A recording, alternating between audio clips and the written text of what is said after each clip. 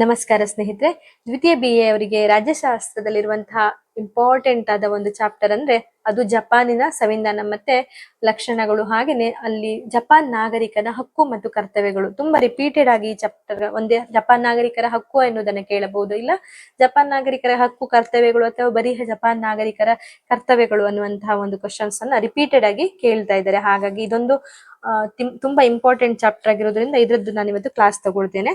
Direct ನೀವು Japan ನಾಗರಿಕರ ಹಕ್ಕು ಕರ್ತವ್ಯಗಳು ಕೇಳಿದಾಗ ಪಾಯಿಂಟ್ ವೈಸ್ ಆಗಿ ನೀವು ಫಸ್ಟ್ ಬರ್ಕೊಳ್ಳಿ. ಅಂದ್ರೆ ಜಪಾನ್ ನಾಗರಿಕರ ಹಕ್ಕು ಮತ್ತು ಕರ್ತವ್ಯಗಳೇನಿದೆ ಅದು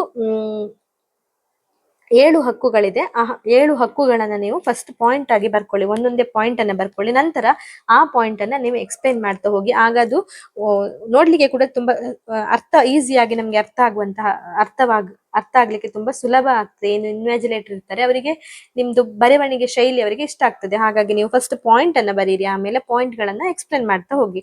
ಸೊ ಈಗ ಜಪಾನ್ ಸಂವಿಧಾನವು ನಾಗರಿಕರಿಗೆ ಕೊಟ್ಟಿರುವಂತಹ ಹಕ್ಕುಗಳನ್ನ ನಾವು ನೋಡುದಾದ್ರೆ, ಮೊದಲನೆಯದಾಗಿ ಸಮಾನತೆಯ ಹಕ್ಕು, 2 ಸ್ವಾತಂತ್ರ್ಯದ ಹಕ್ಕು, 3ನೇಯದು ಆರ್ಥಿಕ ಹಕ್ಕು, 4 ಆಸ್ತಿ ಹಕ್ಕು, 5 ಧಾರ್ಮಿಕ ಸ್ವಾತಂತ್ರ್ಯದ ಹಕ್ಕು, 6 ಶೈಕ್ಷಣಿಕ ಹಕ್ಕು, 7 ಸಂವಿಧಾನಾತ್ಮಕ ಪರಿಹಾರದ ಹಕ್ಕು.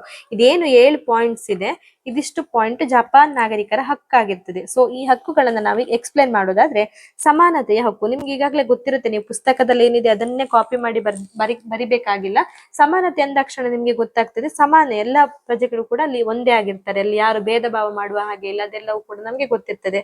ಸೊ ಏನ್ ಸಮಾನತೆ ಹಕ್ಕಿದೆ ಅದ್ರ ಬಗ್ಗೆ ನೀವು ಬ್ರೀಫ್ ಆಗಿ ಎಕ್ಸ್ಪ್ಲನೇಷನ್ ಮಾಡ್ತಾ ಹೋಗ್ಬೇಕು. ಪಾಯಿಂಟ್ ಬರ್ದು ಫಸ್ಟ್ ಪಾಯಿಂಟ್ ಅನ್ನ ಬರೆದುಕೊಂಡು ಆಮೇಲೆ ಒಂದೊಂದೇ ಪಾಯಿಂಟ್ ಅನ್ನ ನೀವು ಎಕ್ಸ್ಪ್ಲೇನ್ ಮಾಡ್ತಾ ಹೋಗ್ಬೇಕಾಗ್ತದೆ. ಈಗ ಸಮಾನತೆ ಹಕ್ಕನ್ನ ಎಕ್ಸ್ಪ್ಲೇನ್ ಮಾಡೋದಾದ್ರೆ, ಎಲ್ಲ ನಾಗರಿಕರು ಕಾನೂನಿನ ದೃಷ್ಟಿಯಲ್ಲಿ ಸಮಾನರೆಂದು ಸಂವಿಧಾನ ತಿಳಿಸುತ್ತದೆ. ಜಾತಿ, ಜನಾಂಗ, ಲಿಂಗ, ಸಾಮಾಜಿಕ ಸ್ಥಾನ ಅಥವಾ ಸಾಮಾಜಿಕ ಸ್ಥಾನಮಾನ ಮುಂತಾದ ಯಾವುದೇ ಕಾರಣಗಳಿಗಾಗಿ ರಾಜಕೀಯ, ಆರ್ಥಿಕ, ಸಾಮಾಜಿಕ ಸಂಬಂಧಗಳಲ್ಲಿ ತಾರತಮ್ಯ ಮಾಡುವಂತಿಲ್ಲ. ವಿವಾಹವು ಗಂಡು ಹೆಣ್ಣುಗಳ ಪರಸ್ಪರ ಒಪ್ಪಿಗೆಯನ್ನು ಆಧರಿಸಿರಬೇಕೆಂದು ಸಂವಿಧಾನ ತಿಳಿಸುತ್ತದೆ. ಇದಿಷ್ಟು ಸಮಾನತೆ ಹಕ್ಕಾಗಿರ್ತದೆ. ಅಂದ್ರೆ ಜಾತಿ, ಜನಾಂಗದ ಕುರಿತು ಲಿಂಗಭೇದ ಮಾಡುವ ಹಾಗೆಲ್ಲ, ಒಬ್ಬರ ಸ್ಥಾನಮಾನದಿಂದಾಗಿ ಭೇದ ಭಾವ ಮಾಡುವಂತಿಲ್ಲ. ಇದೆಲ್ಲವೂ ಕೂಡ ಕಾನೂನಿನ ದೃಷ್ಟಿಯಲ್ಲಿ ಎಲ್ಲ ನಾಗರಿಕರು ಸಮಾನರು ಎನ್ನುವುದನ್ನ ಈ ಸಂವಿಧಾನ ತಿಳಿಸ್ತದೆ. ಹಾಗಾಗಿ ಸಮಾನತೆ ಹಕ್ಕನ್ನ ಇದಿಷ್ಟನ್ನು ನೀವೇ ಎಕ್ಸ್ಪ್ಲೇನ್ ಮಾಡ್ಬೇಕಾಗ್ತದೆ. ಇನ್ನು ಸ್ವಾತಂತ್ರ್ಯದ ಹಕ್ಕನ್ನ ನೋಡುದಾದ್ರೆ, ಸಂವಿಧಾನವು ನಾಗರಿಕರಿಗೆ ವಿಚಾರ ಸ್ವಾತಂತ್ರ್ಯ, ವಿವೇಚನಾ ಸ್ವಾತಂತ್ರ್ಯ, ಧಾರ್ಮಿಕ ಸ್ವಾತಂತ್ರ್ಯ, ವಾಕ್ ಸ್ವಾತಂತ್ರ್ಯ, ಪತ್ರಿಕಾ ಸ್ವಾತಂತ್ರ್ಯ ಮುಂತಾದ ಹಕ್ಕುಗಳನ್ನು ನೀಡಿದೆ. ಸಾರ್ವಜನಿಕ ಅಧಿಕಾರಿಗಳನ್ನು ಚುನಾಯಿಸಲು ಸಾರ್ವತ್ರಿಕ ವಯಸ್ಕ ಮತದಾನ ಹಕ್ಕನ್ನು ಎಲ್ಲ ನಾಗರಿಕರಿಗೆ ನೀಡಿದೆ. ಸಭೆ ಸೇರುವ ಸ್ವಾತಂತ್ರ್ಯ, ಸಂಘ ರಚಿಸುವ ಸ್ವಾತಂತ್ರ್ಯ, ತಮ್ಮ ಕುಂದುಕೊರತೆಗಳ ಬಗ್ಗೆ ಮನವಿ ಸಲ್ಲಿಸುವ ಸ್ವಾತಂತ್ರ್ಯ ಮುಂತಾದವುಗಳನ್ನ ಸಂವಿಧಾನ ನಾಗರಿಕರಿಗೆ ನೀಡಿದೆ. ಪ್ರತಿಯೊಬ್ಬ ನಾಗರಿಕನಿಗೂ ತನಗೆ ಇಷ್ಟವಾದ ವಾಸಸ್ಥಾನ ಹೊಂದುವ ಅಧಿಕಾರ, ತನಗಿಷ್ಟವಾದ ವೃತ್ತಿಯನ್ನು ಕೈಗೊಳ್ಳುವ ಅಧಿಕಾರ, ಅಥವಾ ಕಾನೂನನ್ನು ಉಲ್ಲಂಘಿಸಿದ್ರೆ ಮಾತ್ರ ವ್ಯಕ್ತಿಯ ಪ್ರಾಣ ಮತ್ತು ಸ್ವಾತಂತ್ರ್ಯವನ್ನು ಅಪಹರಿಸಬಹುದೇ ವಿನಃ ಬೇರೆ ಕಾರಣಗಳಿಗಲ್ಲ. ಕಾನೂನನ್ನ ವಿರೋಧಿಸಿದಾಗ ಮಾತ್ರ ಅವರಿಗೆ ಅವರ ಸ್ವಾತಂತ್ರ್ಯವನ್ನ ಏನಾದ್ರೂ ತೆಗೆದುಕೊಳ್ಳಬಹುದು, ಅಥವಾ ಇಲ್ಲ ಬೇರೆ ಯಾವ ಕಾರಣಗಳಿಂದನೂ ಕೂಡ ಅವರ ಇದಿಷ್ಟು ಹಕ್ಕುಗಳನ್ನ ಯಾರು ತೆಗೆದುಕೊಳ್ಳುವ ಹಾಗಿಲ್ಲ. ದಸ್ತಗಿರಿಗಳಿಗೆ ಕಾರಣಗಳನ್ನು ತಿಳಿಸದೆ ಯಾವ ವ್ಯಕ್ತಿಯನ್ನು ಕಾನೂನು ಬಾಹಿರವಾಗಿ ದಸ್ತಗಿರಿ ಮಾಡಬಾರದೆಂದು ಕೂಡ ಸಂವಿಧಾನ ಹೇಳ್ತದೆ. ಇದಿಷ್ಟು ಕೂಡ ಸ್ವಾತಂತ್ರ್ಯದ ಹಕ್ಕಿನಲ್ಲಿ ಬರ್ತದೆ. ಇನ್ನು 3ನೇದಾಗಿ ಆರ್ಥಿಕ ಹಕ್ಕು. ಈ ಹಕ್ಕಿನಡಿಯಲ್ಲಿ ಎಲ್ಲರಿಗೂ ಉದ್ಯೋಗದ ಹಕ್ಕನ್ನು ನೀಡಿದೆ. ಮಕ್ಕಳ ಶೋಷಣೆಯನ್ನು ಸಂವಿಧಾನ ನಿಷೇಧಿಸಿದೆ. ಉತ್ತಮ ಮಟ್ಟದ ಕೂಲಿ, ಕೆಲಸದ ವೇಳೆ, ವಿಶ್ರಾಂತಿ ಮತ್ತು ಇತರ ಷರತ್ತುಗಳನ್ನು ಕಾನೂನು ಮೂಲಕ ನಿರ್ಧರಿಸಲ್ಪಡುತ್ತದೆ. ಎಲ್ಲರಿಗೂ ಕನಿಷ್ಠ ಮಟ್ಟದ ಸಾಂಸ್ಕೃತಿಕ ಜೀವನ ನಡೆಸಲು ಸ್ವಾತಂತ್ರ್ಯವಿದೆ. ಜೀವನದ ಎಲ್ಲ ರಂಗಗಳಲ್ಲಿ ಜನರ ಕಲ್ಯಾಣವನ್ನು ಸಾಧಿಸಲು ಹಾಗೂ ಸಾರ್ವಜನಿಕ ಆರೋಗ್ಯ ರಕ್ಷಣೆಗೆ ರಾಜ್ಯ ಪ್ರಯತ್ನಿಸಬೇಕೆನ್ನುವುದು ಸಂವಿಧಾನ ತಿಳಿಸಿರುತ್ತದೆ. ಇದಿಷ್ಟು ಆರ್ಥಿಕ ಹಕ್ಕಾಗಿರ್ತದೆ, 3ನೇ ಪಾಯಿಂಟ್. ಇನ್ನು 4ನೇ ಪಾಯಿಂಟ್ ಆಸ್ತಿಯ ಹಕ್ಕು. ಎಲ್ಲ ನಾಗರಿಕರಿಗೆ ಖಾಸಗಿ ಆಸ್ತಿಯನ್ನು ಹೊಂದುವ ಹಕ್ಕನ್ನು ಸಂವಿಧಾನ ನೀಡಿದೆ. ಖಾಸಗಿ ಹಕ್ಕನ್ನು ಉಲ್ಲಂಘಿಸುವಂತಿಲ್ಲ. ಖಾಸಗಿ ಆಸ್ತಿಯನ್ನು ಸೂಕ್ತ ಪರಿಹಾರ ನೀಡಿ ಸಾರ್ವಜನಿಕ ಉಪಯೋಗಕ್ಕಾಗಿ ಸರ್ಕಾರ ವಶಪಡಿಸಿಕೊಳ್ಳಬಹುದು ಎಂದು ಸಂವಿಧಾನ ಹೇಳಿದೆ. ಇದಿಷ್ಟು ಆಸ್ತಿಯ ಹಕ್ಕು. ಇನ್ನು 5ನೇದಾಗಿ ಧಾರ್ಮಿಕ ಸ್ವಾತಂತ್ರ್ಯದ ಹಕ್ಕು.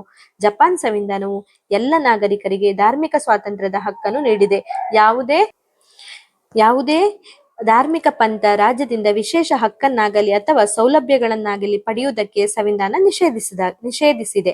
ಯಾವುದೇ ವ್ಯಕ್ತಿಯನ್ನು ಧಾರ್ಮಿಕ ವಿಧಿವಿಧಾನ ಅಥವಾ ಆಚರಣೆಯಲ್ಲಿ ಭಾಗವಹಿಸುವಂತೆ ಸರ್ಕಾರವು ಒತ್ತಾಯಿಸುವಂತಿಲ್ಲ. ರಾಜ್ಯ ಮತ್ತು ಅದರ ಅಂಗಗಳು, ಸಂಸ್ಥೆಗಳು ಧಾರ್ಮಿಕ ಶಿಕ್ಷಣವನ್ನು ನೀಡುವುದನ್ನು ಅಥವಾ ಧಾರ್ಮಿಕ ಚಟುವಟಿಕೆಗಳಲ್ಲಿ ಭಾಗವಹಿಸುವುದನ್ನು ಕೂಡ ಸಂವಿಧಾನ ನಿಷೇಧಿಸಿದೆ. ಇದಿಷ್ಟು ಧಾರ್ಮಿಕ ಸ್ವಾತಂತ್ರ್ಯದ ಹಕ್ಕು. ಇನ್ನು ಆರನೆಯದಾಗಿ ಶೈಕ್ಷಣಿಕ ಹಕ್ಕು. ಎಲ್ಲ ನಾಗರಿಕರಿಗೆ ಅವರವರ ಸಾಮರ್ಥ್ಯಕ್ಕೆ ತಕ್ಕಂತೆ ಸಮಾನ ಶಿಕ್ಷಣವನ್ನು ಪಡೆಯುವ ಹಕ್ಕನ್ನ ಸಂವಿಧಾನ ನೀಡಿದೆ. ಇದು ಶೈಕ್ಷಣಿಕ ಹಕ್ಕಿನಲ್ಲಿ ಬರಿಬೇಕಾಗ್ತದೆ. ಎಲ್ಲರೂ ಅವರವರಿಗೆ ಎಷ್ಟು ಸಾಮರ್ಥ್ಯ ಇದೆ ಅಷ್ಟು ಸಾಮರ್ಥ್ಯಕ್ಕೆ ತಕ್ಕ ಹಾಗೆ ಅವರು ಶಿಕ್ಷಣವನ್ನ ಪಡೆಯುವ ಹಕ್ಕನ್ನ ಸಂವಿಧಾನ ಕೊಟ್ಟಿರ್ತದೆ. ಇನ್ನು 7ನೆಯದಾಗಿ ಸಂವಿಧಾನಾತ್ಮಕ ಪರಿಹಾರದ ಹಕ್ಕು.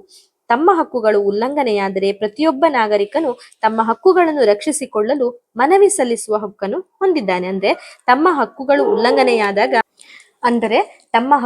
ಉಲ್ಲಂಘನೆಯಾದರೆ ಪ್ರತಿಯೊಬ್ಬ ನಾಗರಿಕನು ತನ್ನ ಹಕ್ಕುಗಳನ್ನು ರಕ್ಷಿಸಿಕೊಳ್ಳಲು ಮನವಿ ಸಲ್ಲಿಸುವ ಹಕ್ಕನ್ನು ಹೊಂದಿರುತ್ತಾನೆ. ರಾಜ್ಯದ ಅಥವಾ ಅಧಿಕಾರಿಗಳ ಕಾನೂನು ಬಾಹಿರ ಕ್ರಮಗಳಿಂದ ಅನ್ಯಾಯವಾದಾಗ ರಾಜ್ಯದ ವಿರುದ್ಧ ಮತ್ತು ಅಧಿಕಾರಿಗಳ ವಿರುದ್ಧ ನ್ಯಾಯಾಲಯದಲ್ಲಿ ದಾವೆ ಹಾಕುವ ಹಕ್ಕನ್ನು ಕೂಡ ಪ್ರತಿಯೊಬ್ಬರು ನಾಗರಿಕರಿಗೂ ನೀಡಿರ್ತಾರೆ.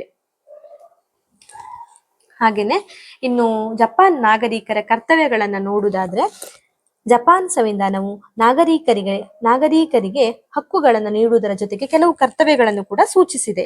ಇಷ್ಟೊತ್ತು ನಾವು ಜಪಾನ್ ನಾಗರಿಕರ